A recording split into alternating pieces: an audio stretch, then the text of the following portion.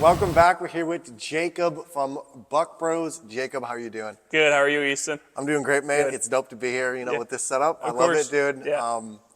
So you, Buck Bros have been around for 75 plus years, which is crazy.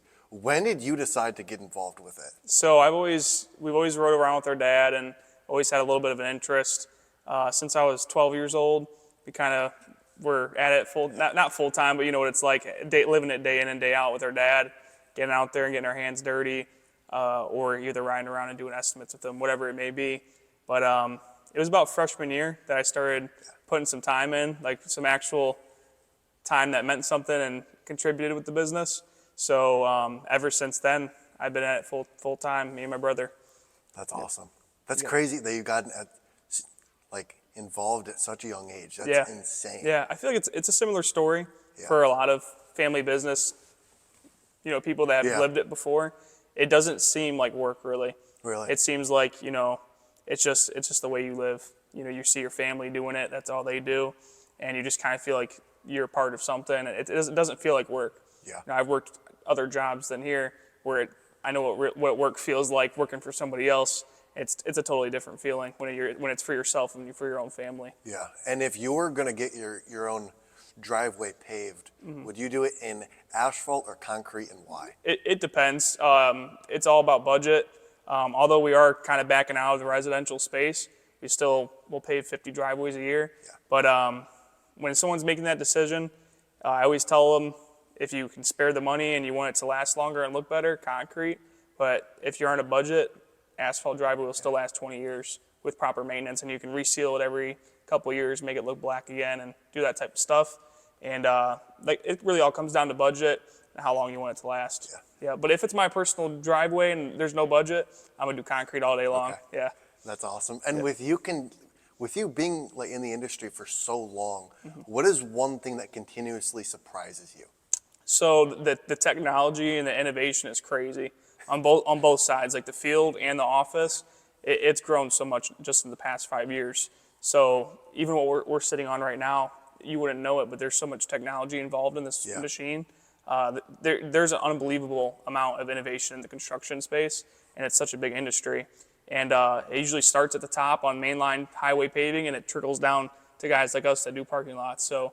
And on the field side, it's a lot of 3D modeling, machine control, stuff like that. And on the office side, it's more like software, like estimating, project management, CRMs. So all of that together, it can really boost your business. Yeah, and you wouldn't think like tech in a concrete business. You're like, tech, it is what it is. And any construction industry. There's some people that still do it pen and paper, and that's a little old school. Yeah. But all the companies that are on top, they're all using CRMs, estimating softwares, and they're all starting to get into the machine control and the stuff that is kind of early to us, but has been around for a while. Yeah, and since you guys have been around for such a long time, and you guys have obviously had to pivot and change a lot. Yeah. What are some things that you guys are doing now to make sure that you stay on top? So the one thing we always focus on is the quality of our work. That's really what keeps the return customers coming back. So what we do a lot of the times is when we get a customer, we try to take care of them as good as we can. We put so much work into the marketing, the advertising, that the more important part is once you get them to work with you, then you want to show them a good time, basically. You want them to keep coming back. So we're going to do everything that we can to have clear and concise communication. Everything is easily accessible, project documents. So, making the whole process, basically, you're selling your brand. So, once we get them in, we like to take care of them as good as we can. Yeah. So, but other than delivering good communication and a quality job, we do a lot of marketing as far as social media, SEO, website, Google My Business. So we're heavily focused on that type of stuff. And you guys post a lot, especially like TikToks or Reels or short form videos. Yeah. How did you guys get into doing the videos? Because I feel like a lot of small businesses don't really utilize social media well. So what do you guys do to really say, we're diving deep into video content? Yeah. So ever since I was a kid, I was messing around with drones, cameras, and stuff like that. And my dad might have thought it was kind of like a gimmick, Yeah. and it was just like a fad that I was in, getting into the photography and the videography and stuff. But getting back to like where it doesn't really feel like work, when I do photography and videography, it's kind of my own thing. So I don't know if I wouldn't have been doing that already, we probably wouldn't be doing it at all, to be honest. So it's kind of something that is my own hobby that I can do in 5% of my time here to contribute to the business, and it's actually made a really large impact on our company. So now it's something that actually has become a necessity. Yeah. So we do a lot of that, and like I said, I just enjoy doing it a lot. Yeah. So. And the quality's really good. Like I really, really like the videos you guys put out. And Buck Bros is also a family-owned business. Yeah. Did this have a positive effect on your relationship with your dad at home? Of course, yeah. He was pretty happy when we started getting views and likes and stuff like that. And he realized it was bigger than what than what we started to do it, basically. Because like I said, it was kind of like a hobby I did. Like, hey, let's throw up a few videos. And then once they started to get traction, he was like, oh yeah, we need to keep doing this. Yeah. So yeah, I think he really likes that part of it. But obviously, like I said, it's 5% of my job. So the business comes first. Yeah. That stuff comes second. But I really try to pump it up in the summer. Yeah, and I think it's like really good. And like in general, like just in business, did you guys kind of butt heads with your dad when you first got in, or were you guys like we're excited to get involved in this family business? Well, so my dad's not like other dads. I feel like that sounds like really cliche or something like that, but he's very open to new ideas and trying new things. He's not the old guy in the business that wants to keep it the same. He's always been forward thinking, and if we want to try something, he'll let us do it. And 9 out of 10 times, it's a good change for the better, because we base a lot of stuff that we do off of other people succeeding off of it and people we talk to. Because all winter we go to these conventions and stuff like that. So we'll talk to the people, see what works and see what doesn't. And then if we think it's a good idea, we'll come back, we'll implement it, and then we'll run with it. And if it works, we obviously will continue to do that. So that's awesome. Yeah. That's really, really cool. And succeeding in the construction world in general, I feel like is very difficult to do. What would one piece of advice be to someone that's looking to start their construction business, but they have nowhere idea where to start with it? Okay, so I know obviously I was here when the business was established. Yeah. But like I said, I talked to a lot of people that do $100,000 a year, and I talk to people that do $20 million a year. And those $100,000 guys that I've went back to the expos and stuff, and they have grown since the prior year talking. It's all about the marketing and the quality of work. And like I said, those return customers. So once you get those customers, treat them as good as you can so that you have that database there and you have that kind of that reoccurring cash flow, and then just build on top of that. But marketing, get your hands dirty, get out there, knock on some doors, put some flyers on, and get into the digital space like social media. Think about Google My Business, and those little things, they add up really quick. And you also played hockey when you were younger, into your older years. Did this have any effect on your just business in general? The hockey? Yeah. Or the sports in general? Yeah. Yeah. I mean, a lot of the stuff I took, so in the early years when I played a lot of baseball, I brought some of that leadership mentality and a teamwork mentality into Buck Brothers. But once I started working at Buck Brothers, then I started playing hockey I only played for 1 year. And then I was bringing the mentality from work into the team environment. So it was everything I knew from baseball. I worked at Buck Brothers, and then everything I knew from Buck Brothers, I went and played hockey for a year. So we implemented, in my mind, I implemented connecting the dots and stuff. Yeah. That's super interesting.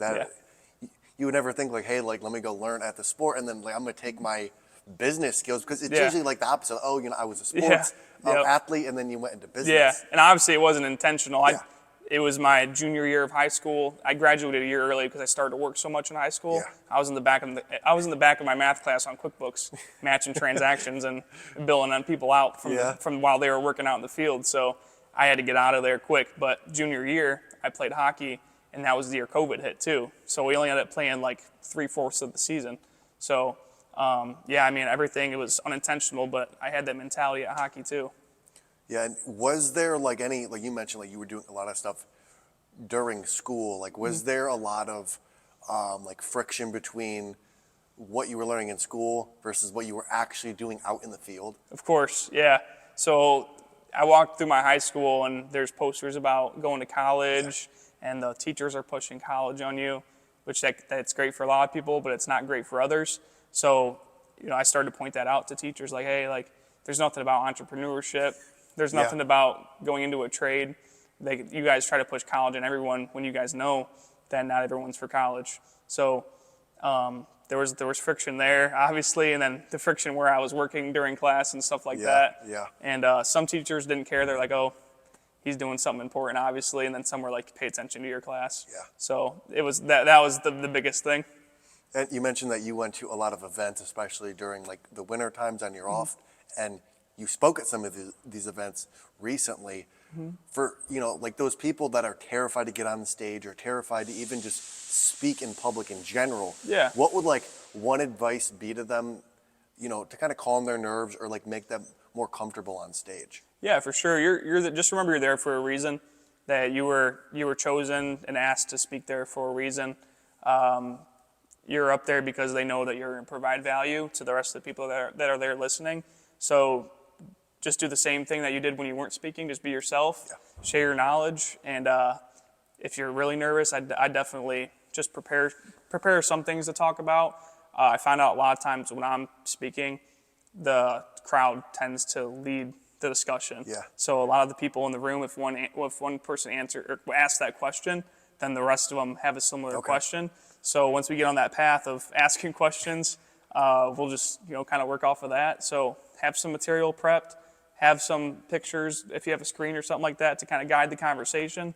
But you're there for a reason. So that's probably what you want to have in your head is you're always there for a reason. Yes. Yeah. And what do you think the meaning of life is?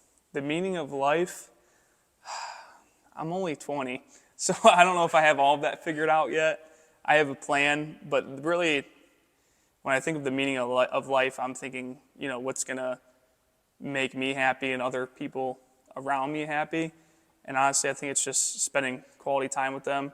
I don't want to make a lot of money and then leave somewhere and then not spend time with them or something like that. I like materialistic things, but I think the most important thing is just using this to have a good relationship with others. So if I can create something here and use those funds to have experiences with other family members or friends, I think that would be good. I don't know if that's the answer to life or anything like that, but that's the kind of the mark I want to leave is just, you can do as many things in the world, but you don't have a lot of time. So just try to do whatever you can with that time to make the best, have other people happy and rub off on them good, I guess. Yes. No, that's good. I have 2 more questions. Okay, yeah. If you could have dinner with 2 people, one person from the past and one person from the present, who would it be and why?